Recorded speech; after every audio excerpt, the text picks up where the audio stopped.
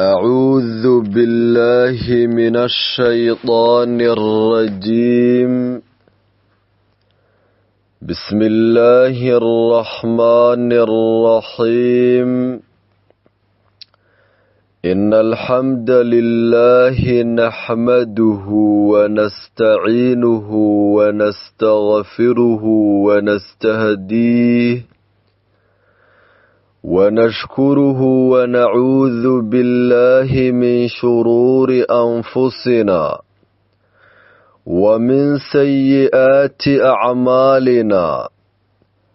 من يهده الله فلا مضل له ومن يضلل فلا هادي له.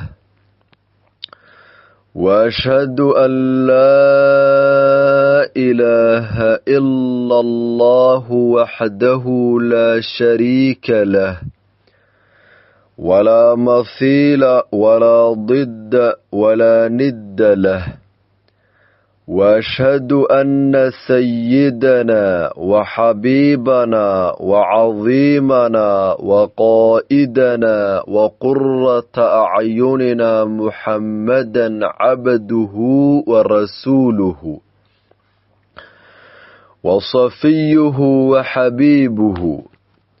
بعثه الله تعالى رحمة للعالمين هاديا ومبشرا ونذيرا. بلغ الرسالة وأدى الأمانة ونصح الأمة فجزاه الله عنا خير ما جزى نبيا من أنبيائه. اللهم صل على سيدنا محمد وعلى جميع إخوانه النبيين والمرسلين. أما بعد، ولا ليال إن شاء الله تبارك وتعالى موضوع النغوح وكساب سيهي بر الوالدين. waalidka u samafalidda iyo ilaalinta xaqooda. walaalayaal, waalidku wax fudud horta ma aha. ilaahay tabaaraka wa tacaala adeecidiisa wuxuu ku xiray adeecidda waalidka. labadaada waalid markaad wanaajiso ood adeecdo amarkooda aad qaadato, ilaahay tabaaraka wa tacaala wuu kaa raalli noqonayaa. labadaada waalid markaad wanaajiso, ilaahay tabaaraka wa tacaala wuu ku wanaajinayaa. saas weeyaan. ilaahay tabaaraka wa tacaala qur-aankiisa wuxuu ku leeyahay, eebbahaaga wuxuu amray nebi maxamedow in la caabudin isaga mooye. nebi maxamedow rabbigaada wuxuu amray oo amar uu ku bixiyey inaanan la caabudin ilaa asaga mooye. maxaa lagu xujiyey? wa bilwaalidayni ixsaana. lana wanaajiyo waalidka oo ixsaan iyo samafal waalidka loo falo, loo sameeyo. marka meeshan maxaa kaaga cad? ilaahay tabaaraka wa tacaala adeecidiisii ayaa laga bilaabay. maxaa lagu xujiyey? waalidkoo wanaag loo sameeyo. raalli ahaanshaha ilaahay waxay ku xiranta raalli ahaanshada waalidka. aayaddan ay ka muuqataaba soo ma aragti? وقضى ربك ألا تعبدوا إلا إياه وبالوالدين إحسانا آياتنا بك مقطعة سبارك إلهي محو ليهي باغا وحو أمري إن أن لا عابدين إساق مويه إنان وحبك اللو دوالي محلو حجي وبالوالدين إحسانا لنا وناجي والدك إحسان الله سميه الله نحريسته الله نمريه إيه وحي رمان الله سميه وحي سرب لغا إلاليه إيه سمعت ساسوية إلهي تبارك وتعالى وحليه فلا تقل لهما أف حتى هكو أران أف بالوير أف مركا فيري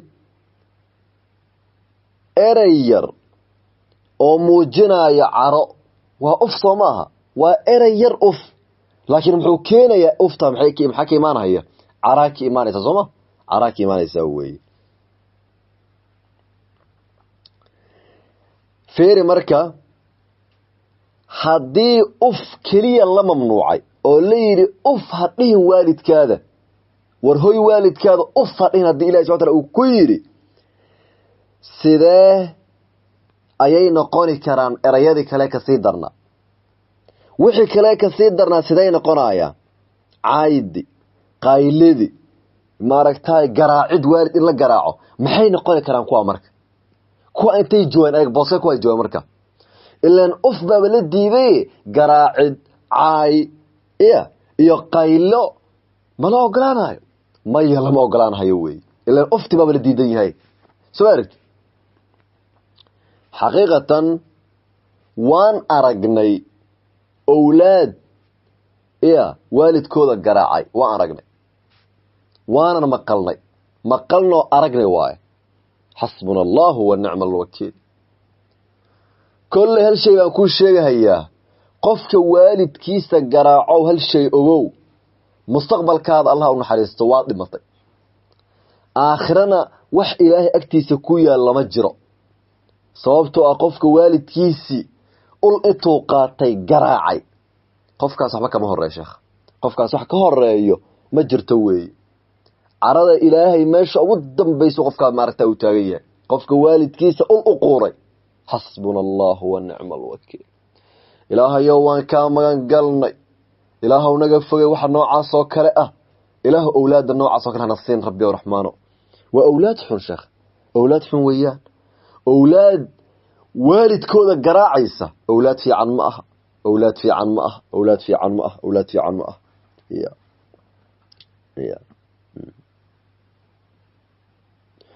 وقل لهما قولا كريما سمعت وقل لهما قولا كريما هذا الوناك سن به وحبك لا دين هذا الوناك سن ده والدك هذا قال الله والدك هذا لما هذلها هذا الوناك سن كله والدك هذا اب معان هاي معان ده والدك هذا الحن والدك هذا اورن وي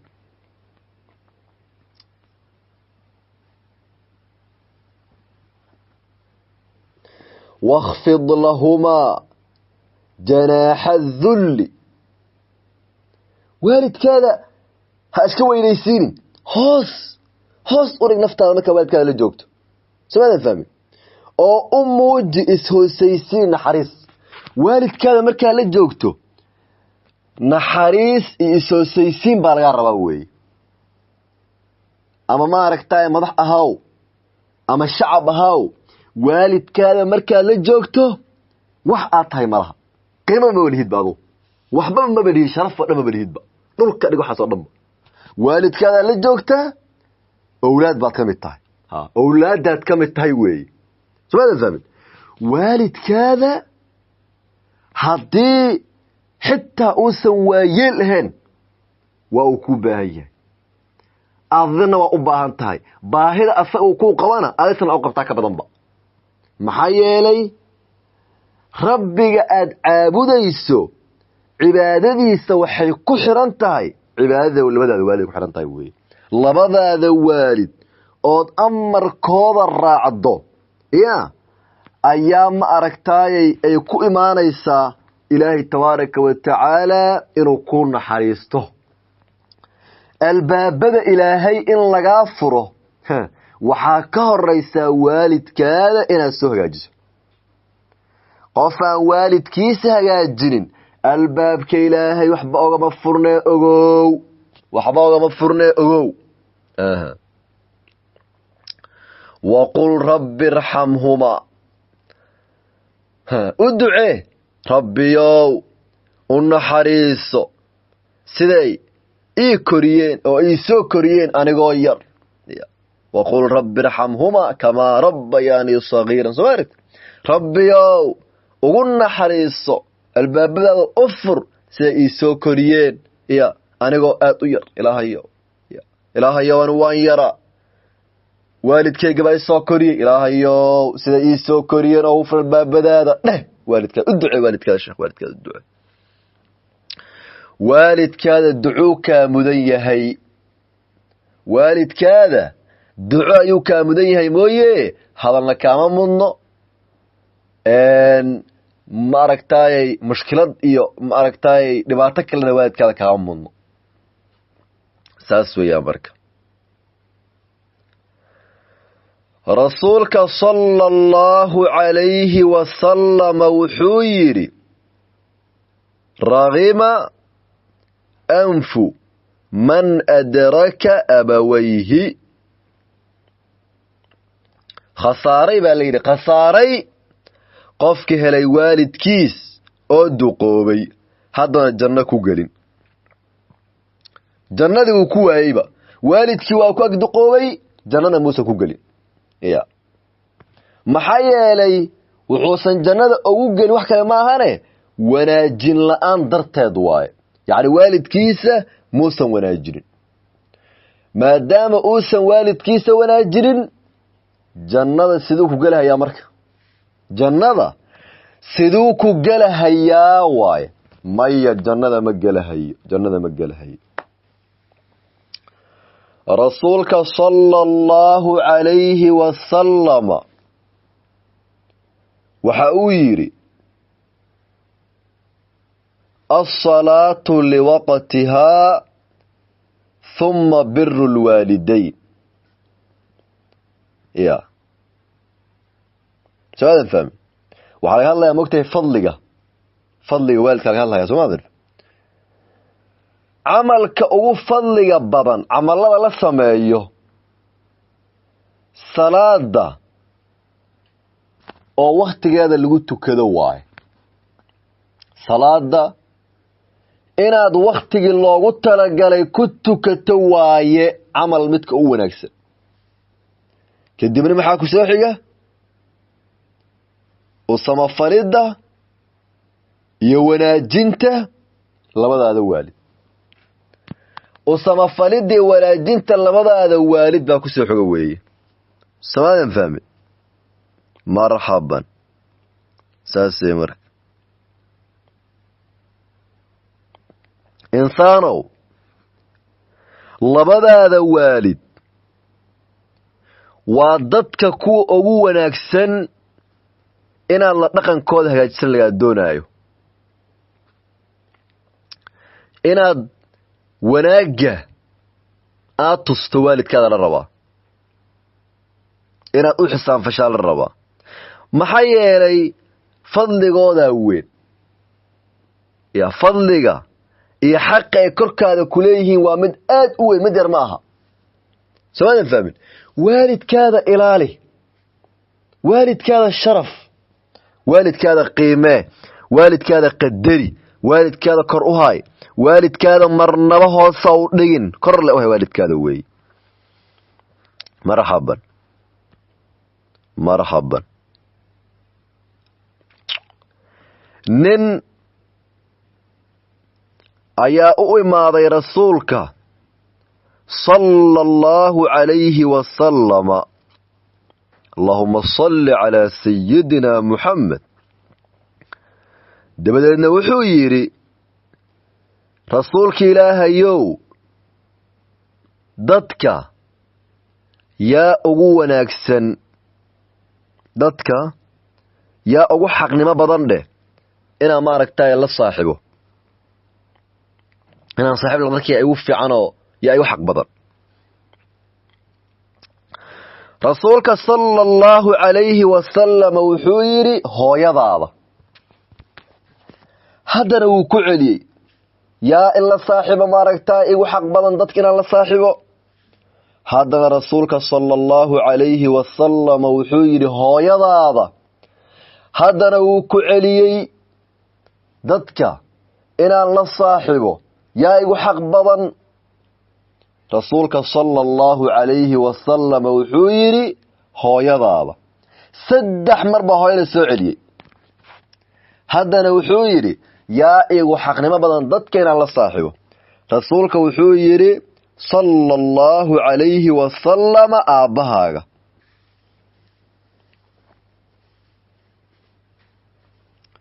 haye yaa marka habboon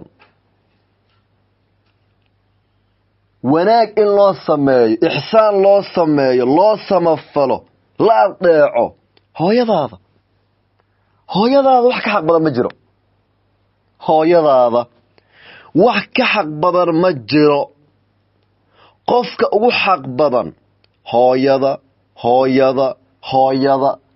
yaa yiri nabi maxamed aa yiri sallallahu alayhi wasallam kadibna aabaha la yiri balse aabaha waa laga horeeyaa hooyaa ka horeysa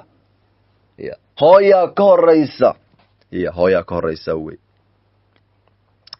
hooyadu waa qofka ugu xaq badan xaqa marka la joogo baabka xaqa marka la joogo hooyada iyo aabaha hooyada ka xaq badan wey maxaa yeelay fiiri nabi maxamed sallallahu alayhi wasallam saddex jeer buu soo celiyey hooyo kadib ayuu sheegay aabbo nabiga alayhi salaatu wasalaam محمد وعلى آله وصحبه وسلم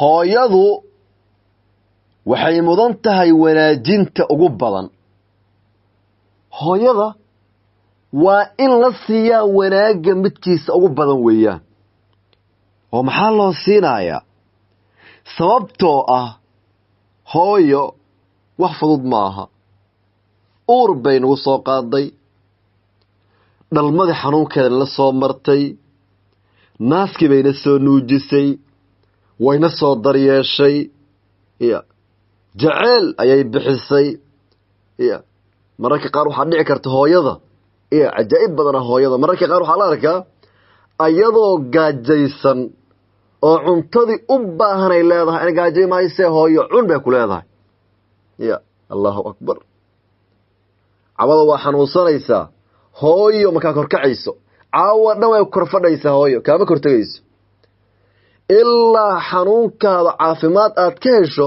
hurdaba qabanayso hooyo xitaa malulmiyoonayso korkaaday fadhaysaa caawa dhan way soo jeedaa layada alla hooyooy ilaahay kuma cadaabo jahannam ilaahay kuma tuso cadaabta kulaalkaada ilaahay hooyo kuma tuso yaabo allah idama tuso subxaanahu watacaala war ninkay hooyadiis u nooshahay oo naxariis ba haysataa dadaal oo faa'iideyso wallaahi thumma wallaahi naxariis ba haysataa been kuu sheegahay naxariis ba haysataa hooyo waa naxariis waa albaab raxmad war hooy ka faa'iideyso hooyo yaysan ku dhaafin fursadda hooyo hadday tagto hooyo ma soo laabanayso ee inta ay nooshahay ka faa'iideyso hooyadaada waa iga talo xaqiiqatan hooyo macaan inta ay nooshahay ka faa'iideyso waa haddaad rabto adduunyo raaxa leh iyo aakhiro janno wadato aakhiro jannada haddaad rabto adduunna maaragtay dhibba lagu tusin labadaada waalid ka faa'iideyso weliba gaar ahaan hooyo ka faa'iideyso hooyo ka faa'iideyso hooyo waa cajiib qofkay ka dhimatay unbaa og qiimaha ay hooyo leedahay. alla yaa waraystaa, alla yaa dhaha kii caasiga ahaan jiray, alla yaa dhaha hooyadaada maanta ka waran, war hooy hooyadaada ka waran yaa dhaha maanta, yaa waraysiyaa la gala. ya wallaahi wuu shallaynhayaa, wallaahi baan kugu dhaartay qofka maanta wuu shallaynhaya. war maxaa yaa ku soo nooleeyaa mar labaad wuu isleeyahay maanta, shakina kuma jiro, shakina kuma jiro waaye. walaalkayga muslimka ahow, walaashayda muslimada ahay, waalidkaada intee noolyihiin ka faa'iidayso, waalidkaada intee noolyiha xumaynin. war hoy joog, war hoy joog, naf iyo shaydaan mid beenaale ah yuusan ku sirin. waalidkaada yaan lagu dirin, waalidkaada adiguu ku leeyahay, xoolahaaguu leeyahay, ilmahaaguu leeyahay, guryahaaduu leeyahay, geelkaada, lo-daada, arigaada, tukaamahaada, ganacsiyadaada waalidkaada iskale. nebi maxamed aana dhahay calayhi salaatu wasalaam, aniga maanan dhihin. nebi maxamed alayhi salaatu wasalaam adiga iyo maalkaadaba aabbahaagaa kule, soo lama dhihin. aabbahaagaa kule. marka kelimad guud bay aheede, marka uu leeyahay marka waxa way aabbaha hadda hooyadana way ku hoos jirtaa kan baxsana. adiga iyo maalkaadaba waalidkaada idin leh, meel aad aadi karta ma jirto weeyaan. amarkoodaad qaadanaysaa. haddaad amarkooda qaadan wayso maaha, adigaa ka shallaayi doona, adigay ooyin ku dambayni doontaa. adiga ayaa oyni doonaa berri. alla maxaa, alla tala xuma i haysay, alla kan baa i hayay, alla sidan baan ahaa, bababa maya, maxaa tari mayso wey, waxba hee tari mayso wey. waxaan gelahayaa waalidka in loo samafalo, loo baarinimo falo markay dhintaan kadib. wanaajinta kadib geerida ma joogsato. qofka haddii waalidkaadii uu dhintay, wanaajinta waalidkaada uu kugu lahaa markiu noolaa haddana uu kuu leeyahay, balse haddayba kasii daran tahayba, haddayba kasii daran tahay. marka hore uwa noolaa haddayba kasii daran tahay. waalidkaada markuu geeriyoodo, intaad god mugdiya dhex dhigtaa ka soo tegin, ee waalidkaada qabrigiisa tag, u duceey, dembi dhaaf u bari, ilaahay tabaaraka wa tacaala u dembi dhaafo weydii, u sadaqee wixii tabartaada ah. waxaana ugu weyn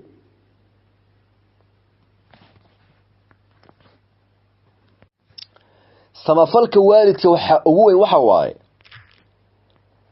waalidkaada waxaa jira dad ay saaxiibo la ahaayeenaa jiray markay noolaayeen, sooma? dadka ay saaxiibada la ahaayeen xariiri, dadkaas saytu ha goynin. waalidkaada dadkii asxaabtooda ahaa, saaxiibadooda ahaa, axbaabtooda ahaa ee isjeclaayeen ha hilmaamin wey, xasuusnow, ha hilmaamin. waalidkaada wax u sadaqee, waalidkaada u ducee, waqul rabbi irxamhumaa kamaa rabbayaanii sagiira dheh. u ducee waalidkaada, u ducee waalidkaada wey. marxaban. rasuulka sala allahu calayhi wasalam waxa uu yidhi, dunuubta kulligeeda ilaahay wuu dibdhigaa in alla intuu doono ilaa yowma alqiyaamaha laga gaarayo. soomaadan fahmin? ilaa caasinimada, dembiga caasinimada dembi yar ma aha. dembiga caasinimada qofkii sameeyo waa loo soo dedejinayaa intuu nool yahay. soomaadan fahmin? intuusan dhimanin baa loo soo dedejinayaa. waa haddaad caasi noqoto, ogow adduunkaa lagu ciqaabi. waa aragna soo maaha? hebel maxaa ku dhacay? alla hebel waalidkiisa habaare. soomaadan arkin? waad aragta in badan waa aragta, in badan kuma yar. samafalka labada waalid waa waajib qaryo ma aha marka insha allahu tabaaraka wa tacaala walaalayaal aan ku dadaalno samafalka waalidka aan iska ilaalino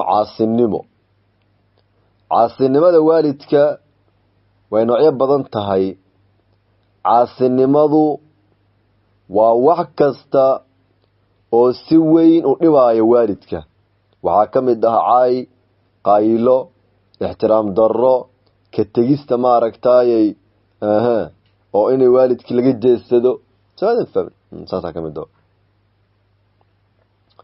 rasuulka calayhi salaatu wassalaam waxa uu yidhi 3 qof jannada ma galaan 3daas waxaa ka mid ah qofka caasiga waaye marka insha allahu tacaala walaalayaal ilaahay naga dhigo kuwa baariyaal ah oo waalidkooda u samafala nolosha iyo geeridaba marka insha allahu tabaaraka wa tacaala walaalayaal aan ku dadaalna samafalka waalidka allahumma arina alxaqa xaqan warzuqna ittibaaca wa arina albaatila baatilan warzuqna ijtinaabah aqulu qawli hada wa astaghfiru allaha lii walakum والسلام عليكم ورحمة الله تعالى وبركاته